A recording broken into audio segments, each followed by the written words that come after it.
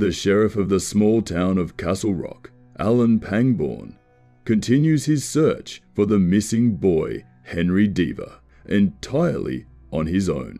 He ventures into the woods on the town's outskirts to inspect the area where the child was last seen. However, there are no traces of Henry. Taking a moment to rest, the sheriff gazes at the empty, frozen lake. Suddenly, a strange sound echoes, and when it fades, Henry Deaver appears, alive and unharmed, standing in the middle of the icy expanse. 27 years later, Castle Rock continues its quiet existence.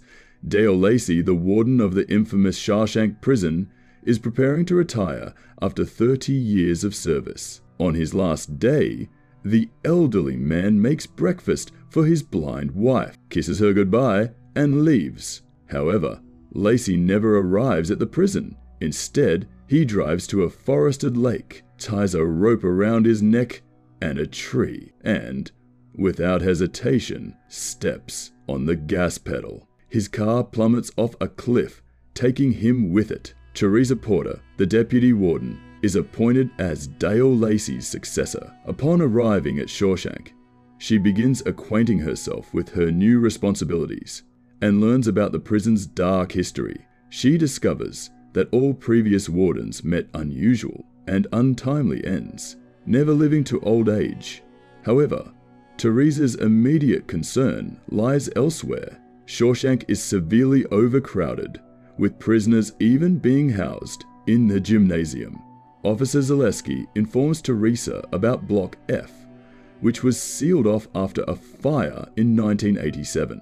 He suggests reopening it to accommodate more inmates. Impressed by his initiative, Teresa tasks Zaleski with inspecting the abandoned block and counting the beds. Cutting the rusty lock, the guard enters the wing, which, according to official records, has remained untouched for decades. Yet, he notices fresh boot prints in the thick layer of dust. Following the tracks, Zaleski is led to an iron door, accessing a maintenance section. He opens a hatch with difficulty, and as his wallet falls inside, he is forced to climb down to retrieve it. At the bottom, he discovers a chair, a book, and a tin filled with cigarette butts. Suspicious, he has no time to investigate further, as he is startled by the sight of a man locked in a cage. Alarmed, Zaleski scrambles out of the well. An emergency inspection of Shawshank is initiated, but all prisoners are accounted for. No one can explain how this unregistered inmate ended up in the facility. The boy from the dungeon is taken to the interrogation room, but remains silent, unresponsive to questions or stimuli.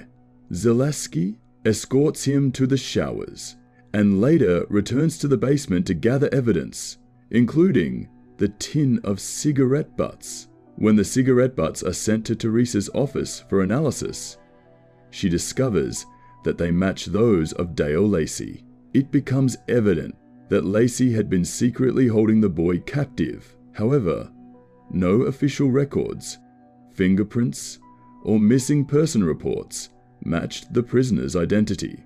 Teresa fears that the revelation could damage Shawshank's reputation and jeopardize her career, so she orders everyone to remain silent about the discovery.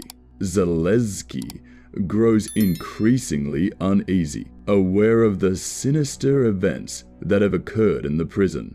He suspects that the mysterious boy might be quietly disposed of. Teresa personally interrogates the prisoner, and for the first time, he speaks.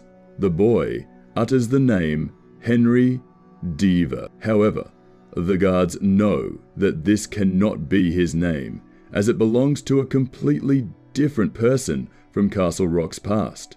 Meanwhile, in Chicago, Henry Deaver, now an accomplished lawyer, specializes in defending clients facing the death penalty. After leaving Castle Rock, he built a successful career. However, during his latest case, he fails to save his client, and during a final visit with her, he recalled the moment Sheriff Alan Pangborn found him in the woods. Everything prior to that event remains a blank in his memory. Teresa reviews Henry Deaver's file, but remains firm in her decision not to involve him in the situation unfolding at Shawshank. In the tangled web of events, Teresa's deputy supports her decision and proposes placing the mysterious prisoner with a dangerous inmate to swiftly resolve the situation. Officer Zaleski overhears their conversation and secretly calls Henry Deaver, informing him about the boy locked in a cage who mysteriously spoke his name. Zaleski warns Henry that unless he comes quickly, the prisoner's fate will be grim. A few days later, Henry arrives in Castle Rock. Despite his long absence, the townsfolk recognize him on sight and still hold him accountable for his father's death. Walking through the familiar streets stirs memories of the day Sheriff Alan Pangborn found him on the frozen lake. Yet everything before that moment remains a void, including where he was during his disappearance. At his childhood home, Henry's adoptive mother, Ruth, initially fails to recognize him due to her struggles with memory loss. Her new partner, Sheriff Alan Pangborn, instantly knows who Henry is. Meanwhile, the mysterious prisoner remains isolated in his cell. Spotting a mouse nearby, he uses his mind to force the creature to approach a trap. Determined to investigate, Henry heads straight to Shawshank Prison. Teresa invites him into her office and insists that no boy was ever found in the dungeon. She claims the phone call was a cruel prank and urges him to return to Chicago. Henry, however, sees through her deception. As he leaves, he exchanges a brief, knowing glance with Zaleski, though neither man acknowledges the other. That night, Zaleski takes his post at the surveillance monitors. Suddenly, he notices the mysterious prisoner's cell is empty. The boy appears moments later on a corridor camera, staring directly into the lens. Behind him, Zaleski sees what seems to be the lifeless bodies of his colleagues. Sounding the alarm, he rushes into the corridor, only to find all his co-workers alive and well. The horrifying scene on the monitor had been nothing more than a vision. To fully understand the enigma surrounding the prisoner, we must rewind in time. Since its founding, Castle Rock has always been plagued by strange and terrifying events. There isn't a single house in the town untouched by horror.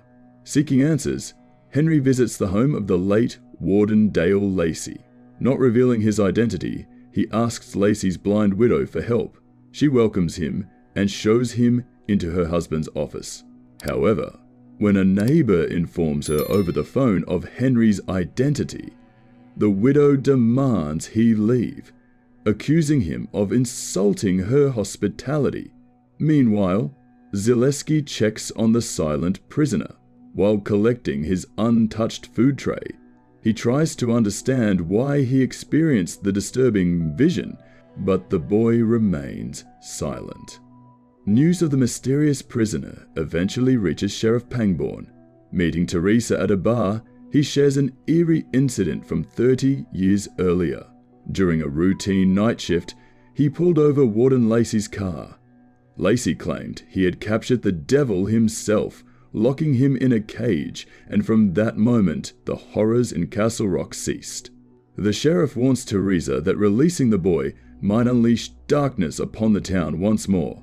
Shaken by the conversation, Teresa and her deputy descend into the dungeon to investigate. She struggles to reconcile the kind, honorable man she knew with the reality of Lacey keeping a boy locked up for decades. Unsure how to proceed, Teresa's deputy takes matters into his own hands. He places the prisoner in a cell with the most dangerous inmate, hoping the violent criminal will eliminate the unwanted guest. In theory, the plan seems to work. The aggressive inmate grows irritated by his quiet new neighbor, seeking to provoke him into a fight. Yet the boy remains unflappable, warning the giant not to touch him, calmly insisting that it would be in his best interest. Meanwhile, Henry spends the evening at a bar, lost in thought as the mysteries of Castle Rock deepen. Zaleski's group also arrives at the prison, and Henry discreetly slips the officer a note asking him to call later that evening. The two manage to meet in secret, where Zaleski informs the lawyer that he hasn't known the prisoner's whereabouts for 2 days. Furious, Henry threatens to involve the district attorney, but Zaleski refuses to testify, fearing for his job. This leaves Henry troubled. He begins to wonder if the boy fabricated the entire story about being imprisoned. Taking matters into his own hands, Henry devises a plan to infiltrate Shawshank. He joins a church mission group under the guise of a Bible reader. During the group's visit, the guards discover the body of the dangerous inmate who had shared a cell with the mysterious prisoner. Despite having no visible injuries, the Mandor builder bettles it. Strangely, she notes that his condition should have rendered him bedridden long before his death. Henry's efforts to uncover the truth seem fruitless, but Zaleski finds a way to prove the prisoner's existence. He briefly releases the boy outside, allowing Henry to give him instructions and take a photo. During lunch, the prisoner deliberately violates protocol, standing and walking toward the opposite wall. Zaleski intervenes, quietly passing the boy a message from Henry, urging him to wait while the lawyer navigates the prison's bureaucracy. In their next covert meeting, Zaleski informs Henry of the latest developments. The lawyer asks him to get closer to the prisoner to learn more about his identity, promising to help Zaleski achieve his dream of attending law school in return. Meanwhile, Henry investigates the Dale Lacey case and learns that his childhood friend Molly has been detained. He posts a bail, ensuring she can appear on a TV show as planned. Molly, who possesses the ability to read minds, uncovers Henry's thoughts during their car ride. Grateful for his assistance, she makes a shocking revelation about the Shawshank prisoner live on air, leaving the audience stunned. Following this, Warden Teresa Porter reaches out to Henry directly, inviting him to her office. She presents him with a slim folder containing limited information about the boy and proposes a settlement. Shawshank will pay the prisoner $300,000 in exchange for dropping all claims. Officially, they'll frame it as a wrongful arrest. During his first formal meeting with the boy, Henry conveys Teresa's offer. However, he urges his client to reject the settlement, arguing they should expose the situation as a deliberate kidnapping rather than an administrative mistake. The boy, though, seems uninterested in the legal complexities. Instead, he asks Henry bizarre questions tied to the lawyer's own disappearance and his father's death 30 years earlier. Meanwhile, Zaleski grows increasingly disturbed by the escalating tension within Shawshank. He becomes enraged by his colleagues' abusive behavior toward the prisoners, while the boy continues to surprise everyone. Teresa's deputy attempts to intimidate the prisoner into revealing his past, but this time the boy doesn't stay silent. He delivers an unsettling sermon about the Word of God, leaving the warden deeply unnerved. Later that evening, Zaleski finds Henry in a bar. Breaking protocol, he approaches the lawyer openly and asks him to step outside for a private conversation. Handing Henry a sketch of the cage where the boy was held, Zaleski pleads with him to intervene, stating that the chaos within Shawshank has gone too far. He agrees to testify, vowing to expose all the prison's violations.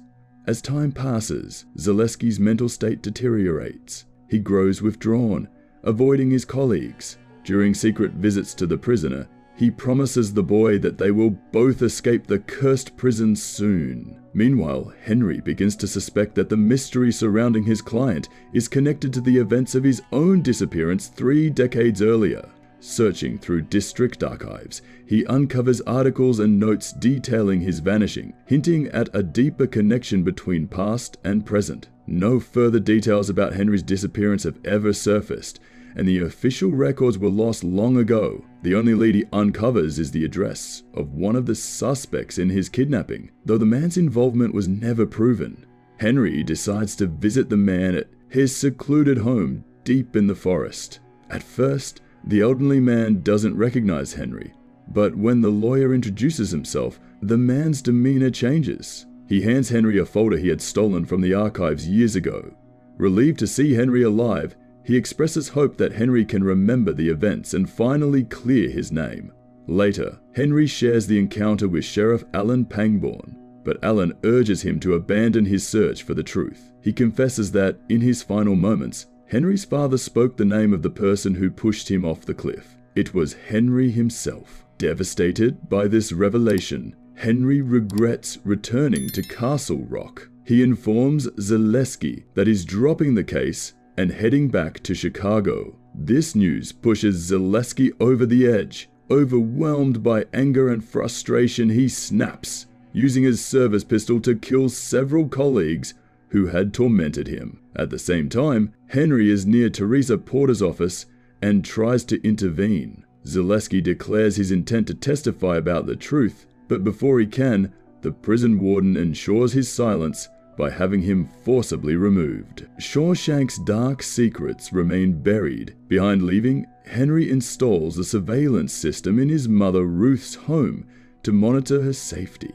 He sets up the app on Alan's phone, asking the sheriff to keep an eye on Ruth in his absence. However, Henry's plans take an unexpected turn when he learns that his client has been released from Shawshank but has nowhere to go. Reluctantly, Henry agrees to meet with the boy to determine his next steps. His first stop is a medical clinic, but after running tests, the doctors find no significant issues and refuse to admit him. Molly steps in to help, offering to let the boy stay in her studio temporarily.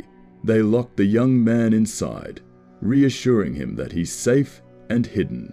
But safety is not the issue. That night, the boy slips out of the studio and wanders the dark streets of Castle Rock, drawn to an ordinary home where a child's birthday party is underway. His mere presence alters the atmosphere. What begins as a cheerful celebration quickly devolves into chaos. Laughter turns to screams and cries as tragedy unfolds within the house. By the following day, the boy has returned to Molly's studio, as if nothing happened. When Molly's friend Jackie Torrens visits, she finds him behaving oddly. Within an hour, Jackie calls Molly in a panic, saying the boy has climbed onto the roof and won't come down. Molly climbs up to confront him, but something feels off. Instead of thoughts in his head, she hears the cries of countless people who have lived and suffered in Castle Rock over the centuries. Terrified, Molly rushes to Henry and tells him everything. Though skeptical, Henry has no choice but to find a new place for the boy to stay. He takes him to his late father's garage and offers it as a temporary shelter. However, the boy's unsettling behavior unnerves Molly. He sits at the piano and begins playing the same melody Henry's father used to play, stirring memories Henry had tried to bury. Meanwhile, Alan returns to the bridge named in his honor, tormented by guilt over Ruth's condition. He resolves to remove the plaque bearing his name. Just then, his phone buzzes with a notification. The surveillance system has detected movement in Ruth's house. Alan rushes home and finds the intruder waiting in the yard. It's the boy, unchanged since the day Dale Lacey first captured him 30 years ago, calling him the devil. The boy hasn't aged a day. Alan raises his gun, determined to finish what Lacey started, but the boy speaks calmly, urging him to reconsider. He promises to heal Ruth and restore her mind if Alan spares him. While Henry grapples with the painful truth about his father, the boy rummages through the elder diva's belongings, uncovering clues to a mystery that grows darker with every passing moment. While rummaging through Diva Senior's belongings, the boy discovers an old video camera and tapes. which contain recordings of the elder Diva's walks with Henry as a child. Later, he meets with Alan and demands he locate the car Dale Lacey used to transport him to the prison 30 years ago. Alan explains that the vehicle has been sitting in a junkyard for years, but the boy refuses to see the light of day. He insists Alan find a way to retrieve it. At the Diva home, the boy begins acting as if he owns the place. He dons one of Diva's senior's suits and turns on his music player. When Ruth returns home and sees the stranger, she is overwhelmed with unease. She insists to Henry that the suit shouldn't be there, as her late husband was buried in it. Realizing the situation is spiraling out of control, Henry decides it's time to get rid of the visitor. He takes the boy to a psychiatric clinic, leaving him in the care of the staff. However, by the next day, the boy inexplicably returns to the Diva home. Meanwhile, Alan tracks down his old friend's car and convinces the junkyard owner to release the wrecked vehicle. He eagerly brings this news to the boy, but upon arriving at the house, Alan finds the young man gravely injured and seemingly unwilling to continue his promise to help Ruth. Alarmed, Alan rushes into the house to find Ruth and uncover what happened. Inside, he is met with a scene of chaos, scattered belongings and ominous red stains. However, Ruth is nowhere to be found. Unbeknownst to him, Ruth is hiding in the barn, quietly loading a gun she has retrieved.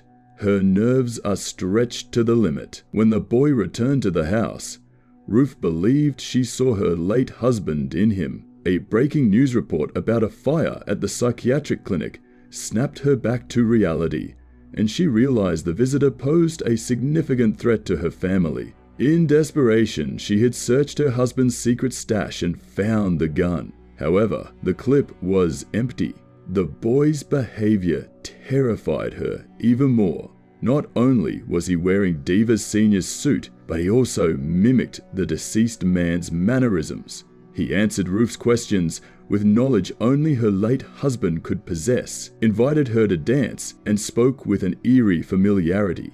It became clear to Ruth that this was not the first time he had been in the house. Trying to mask her growing fear, Ruth played along, but the boy noticed her discomfort. He offered her a sedative which she managed to fake taking. Seizing an opportunity, she escaped to find ammunition to protect herself. Eventually, her memory guided her to locate the secret stash, and she quickly loaded the gun. Out hiding in the barn, Ruth waited in tense silence. Her breath held as she heard footsteps approaching. When they grew dangerously close, she pulled the trigger. The sound of a body hitting the floor echoed in her ears. However, when she mustered the courage to look, she was horrified. It wasn't the stranger lying there. Alan's lifeless body lies on the floor before Ruth, a tragic result of her desperate actions. Meanwhile, new residents move into Castle Rock. A young couple purchases Dale Lacey's house with plans to transform it into a hotel. During their renovations, they discover hundreds of paintings in the basement. To their shock, every canvas depicts the same face, the face of the mysterious boy. The couple decides to display all the paintings on the walls of the house as part of the decor, and continues preparing the hotel for guests. Their efforts seem to pay off when their first visitors arrive on the same day, promising a bright future for their venture. However, Gordon, the owner, chooses a disturbing way to celebrate the occasion. He brutally murders the guests. Returning home, Henry once again finds the mysterious boy waiting for him. The boy leads him to the barn, where Alan's body remains lying on the floor. The boy cryptically tells Henry that he has waited for him for 27 years and insists they must go into the woods. However, their plan is interrupted when the police arrive, prompting the boy to flee and leaving Henry to face the consequences alone. That night, determined to uncover the truth about his enigmatic client, Henry breaks into Dale Lacey's house. Entering through the basement, he climbs to the living room, where he is confronted by the unsettling sight of countless portraits of the boy. Among them, one painting catches Henry's attention. It depicts the boy in the same pose and clothing Henry himself wore on the flyer issued during his childhood disappearance. The homeowners discover Henry in the impromptu gallery and, out of paranoia, attempt to get rid of him. Henry narrowly escapes the house, where Jackie Torrance comes to his rescue. Like her infamous uncle, Jackie proves remarkably skilled with an axe. Unaware of the chaos unfolding around her friends, Molly returns home only to encounter the boy on the stairs. He tells her that she is the only one who can help him, because she knows him well. Confused but intrigued, Molly follows him upstairs and listens to his strange story. The boy describes her childhood room in precise detail and recounts events from her life. He then reveals that he was there when her life ended. In another reality, in this alternate timeline, the boy is also Henry Deaver. He presents his groundbreaking Alzheimer's drug to investors, explaining that he developed it to cure his mother. However, his success is interrupted by devastating news. Something terrible has happened to his father, and he must return to Castle Rock. In this reality, the town and the Deaver home are identical to the ones the current Henry Deaver returned to, but this Henry's life is strikingly different. Molly is his best friend, and the two share a close bond. One evening, they meet at a bar, where Henry talks about how his mother now lives with former Sheriff Alan Pangborn, whom she left Deaver Senior for many years ago. That night, a power outage leads Henry to the basement to check the breaker. There, he discovers something far more alarming: a locked cage containing a teenage boy. The boy identifies himself as the missing Henry Deaver. The authorities are called, and the boy is taken in by police and social services. Despite their questions, he says nothing except the name of the young homeowner. Among his late father's tapes, Henry finds a recording in which Deaver Senior explains the boy's origin. The old man recounts how the teenager appeared on his doorstep, claiming to be his adopted son, Henry Deaver. Convinced that the boy was a punishment sent by God, Deaver Senior locked him in the cage, believing it was his duty to protect the town from evil. Henry shares the tape with Molly, who dismisses it as the ramblings of a disturbed mind. A fire breaks out at the shelter, and the boy is transferred to the police station. Molly and Henry meet with the boy, but his behavior remains unsettling. He insists that his name is Henry Deaver and claims they must go to the woods immediately as time is running out. The police agree to release the boy into Molly's custody, but they assign Officer Zaleski to escort them. However, Molly manages to evade the convoy, darting in front of a train to take the boy to the woods in an attempt to uncover the truth behind his presence. Once in the forest, the teenager dashes deeper into the trees without offering any explanation. Henry and Molly follow him, but the boy abruptly halts, as though caught between two worlds. Molly manages to tap into his thoughts, seeing the visions that the boy is experiencing. As she witnesses these events, Officer Zaleski arrives on the scene. The boy runs further into the woods, with Molly, Zaleski, and Henry in pursuit. During the chase, the officer's gun accidentally discharges, and Molly falls to the ground. Closing her eyes, she pleads with Henry to help the boy return to where he belongs. Something inexplicable occurs. Henry begins to see figures from different eras, all of whom met their end in the forest. Suddenly, everything vanishes, and Henry finds himself alone, standing in the same spot, now covered in snow. He rushes to a cliff to get a better view and sees Sheriff Alan Pangborn finding the boy and calling him Henry Deaver. The boy completes his story, admitting that he spent days searching for a way back to his world but failed. Dale Lacey found him in the woods and imprisoned him in Shawshank's basement for the next 30 years, Lacey, convinced he was following divine orders, kept the boy locked away, hoping for guidance from a higher power. At one point, Lacey even contemplated ending the boy's suffering, but ultimately couldn't bring himself to do it.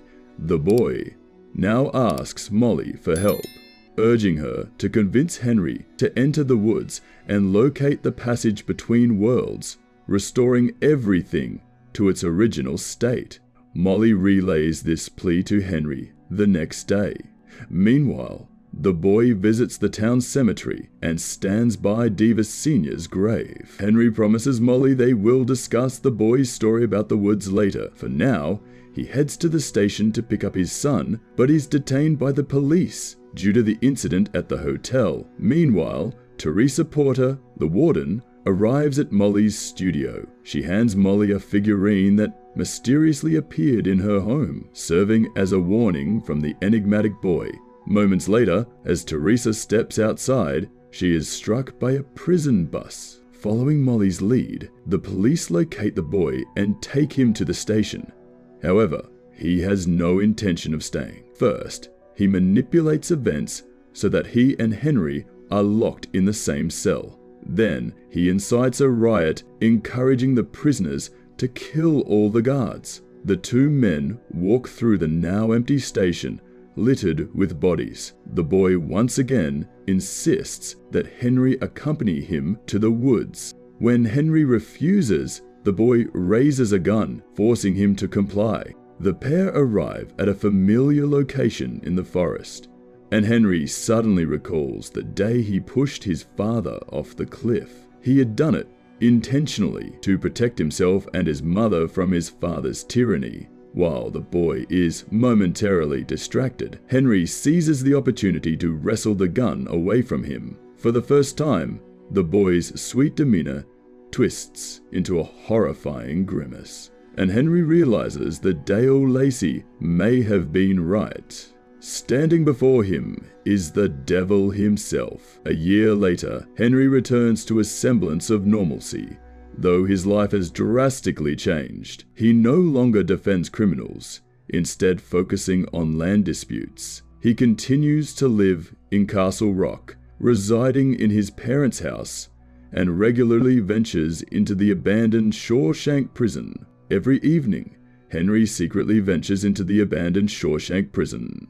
He descends into the well to feed his prisoner. Unlike Lacey, Henry doesn't linger by the cage or listen to the boy's pleas. Deep down, Henry Diva remains uncertain if he is doing the right thing. 4 centuries ago, in a densely forested area, a group of French settlers struggled to establish a village. Their situation was dire. Residents were succumbing to starvation, and hope dwindled with each passing day. Amity, the leader's determined daughter, attempted to spark a rebellion against the leadership. For this act, she and her fiancé, Marston, were banished from the settlement. The couple wandered aimlessly through the woods, seemingly destined to perish.